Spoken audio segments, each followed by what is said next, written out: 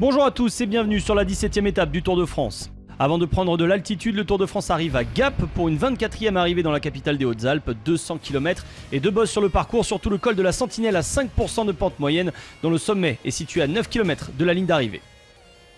Tout pour l'échappée aujourd'hui, 33 coureurs tentent de partir, quasiment toutes les équipes sont représentées, parmi celles qui n'ont pas encore gagné d'étape.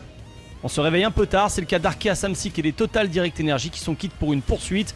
Mais à une demi-douzaine de coureurs face à 33 échappés, difficile de revenir et les fuyards prennent quasiment 2 minutes après 40 km d'effort. Dans le groupe de tête, il ne manque pratiquement pas de favoris pour la victoire d'étape. Thomas De Gendt, Greg Van Avermaet, Matteo Trentin, Edvald Boasson-Hagen, Omar Frailer, Rui Costa ou encore Jasper Stuyven, tous sont présents. En ce qui concerne Rui Costa, on se souvient qu'il a déjà gagné sur le Tour, c'était en 2013 et justement à Gap, l'année même où il est ensuite devenu champion du monde.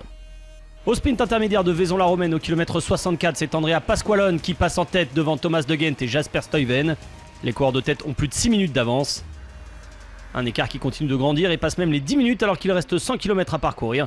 La vitesse moyenne des échappés est de plus de 46 km/h. À moins de 35 km de l'arrivée, l'échappée de 33 semble trop importante pour pouvoir coopérer jusqu'au bout. Alors, certains tentent de faire sauter les grimpeurs, c'est le cas d'Alexis Goujard en compagnie de Ben King. Ils sont bientôt rejoints par Skujins, Danielos, Trentin, Van Avermaet, Gorka Izagirre, Pierre-Luc Périchon, Langen, Asgreen, Scully. Ils sont donc 11 à l'avant. Dans le peloton, les Deceuninck Quick-Step continuent de mener un tempo piano-piano. L'écart a passé le quart d'heure. Matteo Trentin, déjà à l'attaque dans les Pyrénées, dans la Hourquette dans 6 ans, place une accélération. Dans la montée finale, Pierre-Luc Périchon est le seul à bouger derrière l'Italien champion d'Europe. À 4 km du sommet, Trentin possède déjà 18 secondes sur le français et 26 sur les autres poursuivants. Au sommet du col de la Sentinelle, le coureur de la Mitchelton Scott possède une marche suffisante. Il devance Kasper Asgreen de près de 30 secondes. Asgreen qui a lâché le groupe de poursuivants et déposé Périchon. Trentin doit ensuite assurer dans la descente pour filer, glaner cette 17e étape à Gap. The magnificent Matteo Trentin makes it 4 for Mitchelton Scott.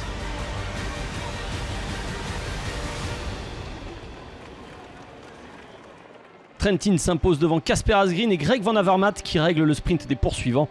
Le peloton arrive 20 minutes plus tard avec les Deceuninck Quick-Step en tête et le maillot jaune. C'était un final plein d'émotions pour moi parce que j'avais déjà 2 victoires sur le Tour dans toute ma carrière et de faire ça sur le Tour, remporter une 3e avec ce tracé ici, avec le groupe dans lequel j'étais, avec de super gars très forts. C'était une belle journée à l'avant dans les ascensions. Probablement personne n'aurait misé 1 euro sur moi au départ de la course, mais c'est extraordinaire. On le connaissait puncher, sprinter, mais c'est dans la dernière ascension, le col de la Sentinelle, que Matteo Trentin a placé son attaque.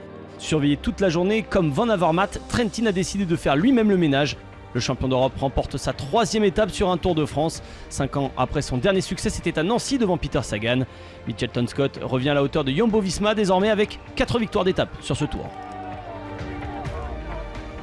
Au classement général, pas de bouleversement après cette étape de transition. La belle opération de la journée est signée Sandro Meurice, le Belge qui reprend une vingtaine de minutes au maillot jaune et donc se rapproche du top 10. Il est désormais 13e derrière Nairo Quintana et devant Dan Martin. Pour le reste, rien ne change.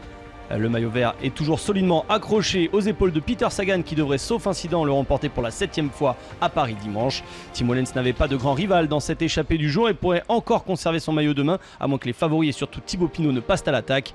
Egan Bernal a terminé avec son dauphin David Gaudu et devrait vraisemblablement remporter son premier maillot blanc de meilleur jeune dimanche à Paris. Pour Julien Lafilippe, demain débute son combat contre les Alpes et un 13e jour en jaune. Cela lui portera-t-il bonheur? Réponse demain à Valloire.